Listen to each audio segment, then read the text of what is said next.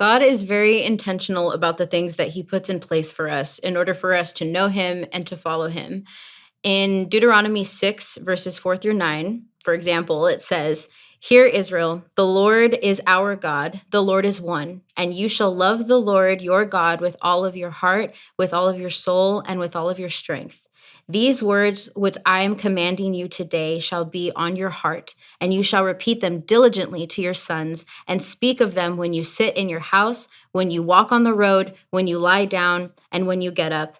You shall also tie them as a sign to your hand, and they shall be as frontlets on your forehead. You shall also write them on the doorposts of your house and on your gates." Clearly, he wants us to remember about this commandment.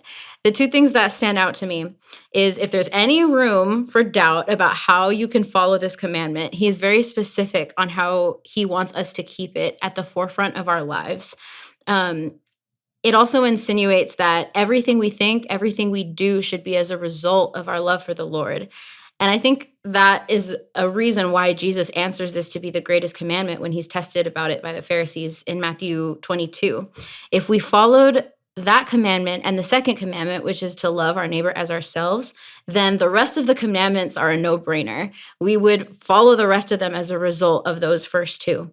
He even said in verse 40, "Upon these two commandments hang the whole law and the prophets." The second thing that stands out to me is a lot of times we associate the word love with the emotion that we feel when we experience it. So on the surface, it can kind of seem odd that we're commanded to experience an emotion, especially towards someone that we can't even tangibly see. I think of it this way, though. I've been married for about 2.5 years now. And in my vows, one thing that I said to my husband was, I promise to choose to love you every single day. I knew that that would require so much more than just experiencing the love that I have for him. It would require time spent with him, effort to grow in my relationship with him, getting to know more about everything that makes him who he is. And because of all this effort, it would allow me to never forget the love that I had for him in the first place. Following the commandment to love the Lord is a lot like that. It requires knowledge of who he is and everything that makes him who he is. By learning about him through his word, by time spent with him in prayer and in worship, we're given the opportunity to grow in relationship with him and really, really, truly get to know who he is.